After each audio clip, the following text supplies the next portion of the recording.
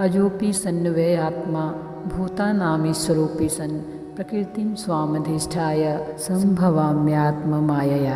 मैं जन्मा और अविनाशी स्वरूप होते हुए भी तथा समस्त प्राणियों का ईश्वर होते हुए भी अपनी प्रकृति को अधीन करके अपनी योग माया से प्रकट होता हूँ। यदा यदा हि धर्मस्य ग्लानिर्भवति भारत अभ्युत्थानं धर्मस्य तदात्मानं सृजाम्यहम्। परित्राणाय साधूनां विनाशाय च दुष्कृतां धर्म संस्थापनार्थाय संभवामि युगे युगे।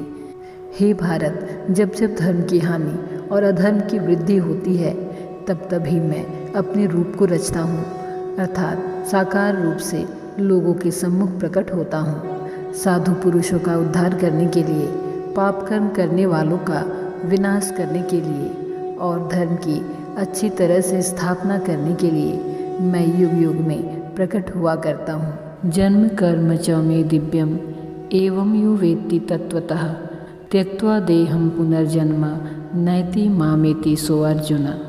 हे अर्जुन, मेरे जन्म और कर्म दिव्य अर्थात निर्मल और अलौकिक हैं। इस प्रकार जो मनुष्य तत्व से जान लेता है वह शरीर को त्याग कर फिर जन्म को प्राप्त नहीं होता, किंतु मुझे ही प्राप्त होता है। वीतराग भय क्रोधा मनमया मामुपाश्रिताः बहु ज्ञान तपसा पूता मदभावमागताः। आसक्ति, भय और क्रोध से मुक्त होकर पूर्ण रूप से मुझ में तल्लीन होकर मेरी शरण ग्रहण कर भूतकाल में अनेक लोग मेरे ज्ञान से पवित्र हो चुके हैं और इस प्रकार से उन्होंने मेरा दिव्य प्रेम प्राप्त किया है। ये यथा मां प्रपद्यन्ते तांस्तथैव भजाम्यहम् मम वर्तमानो वर्तन्ते मनुष्यः पार्थ सर्वशः। हे अर्जुन, जो भक्त मुझे जिस प्रकार भजते हैं मैं भी उनको उसी प्रकार भजता हूँ, क्योंकि सभी मनुष्य सब प्रकार से मेरे ही मार्ग का अनुसरण करते हैं। कांक्षन्तः कर्मणां सिद्धिं यजन्त यह देवताः क्षिप्रं हि मानुषे लोके सिद्धिर्भवति कर्मजा।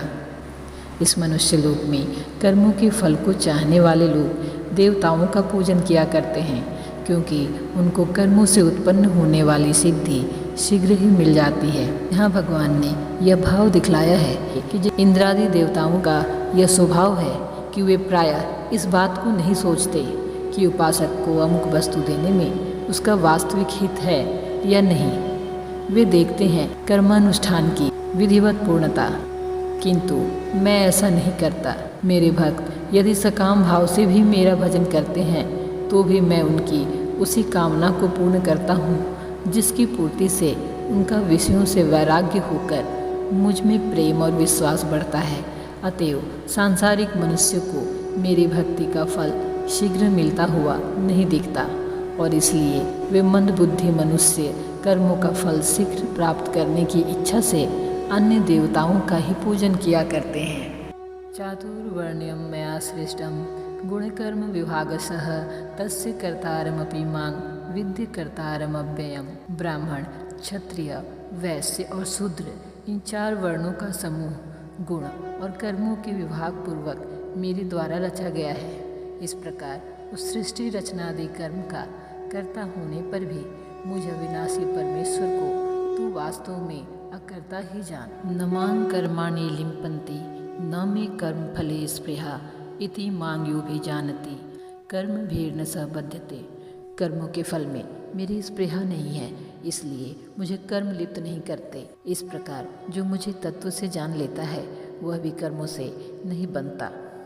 कर्म करने वाले मनुष्य में ममता, आसक्ति, फलिच्छा और अहंकार रहने के कारण उसके द्वारा किए हुए कर्म संस्कार रूप से उसके अंतःकरण में संचित हो जाते हैं तथा उनके अनुसार उसे पुनर्जन्म की और सुख दुखों की प्राप्ति होती है। यही उनका कर्मों से लिप्त होना है। एवं ज्ञात्वा कृतं कर्म पूर्वैरपि मुमुक्षुभिः कुरु कर्मैव तस्मात् त्वं पूर्वैः पूर्वतरं कृतम्। पूर्व काल के मुमुक्षुओं ने भी इस प्रकार जानकर ही कर्म किए हैं, इसलिए तू भी पूर्वजों द्वारा सदा से किए जाने वाले कर्मों को ही कर। यहाँ जान ले कि मुमुक्षु किसे कहते हैं। जो मनुष्य जन्म मरण रूप संसार बंधन से मुक्त होकर परमानंद स्वरूप परमात्मा को प्राप्त करना चाहता है, जो सांसारिक भोगों को दुखमय और क्षण भंगुर समझकर उनसे विरक्त हो गया है और जिसे इस लोक या परलोक के भोगों की इच्छा नहीं है, उसे मुमुक्षु कहते हैं।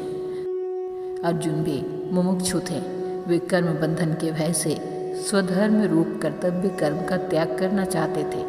अतएव भगवान ने इस श्लोक में पूर्व काल के मुमुक्षुओं का उदाहरण देकर यह बात समझाई है कि कर्मों को छोड़ देने मात्र से मनुष्य उनके बंधन से मुक्त नहीं हो सकता।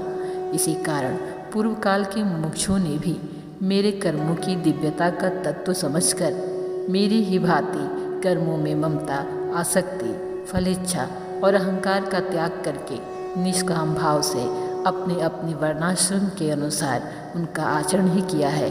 अतएव तुम भी यदि कर्म बंधन से मुक्त होना चाहते हो तो तुम्हें भी पूर्वज मुमुक्षुओं की भांति निष्काम भाव से स्वधर्म रूप कर्तव्य कर्म का पालन करना ही उचित है।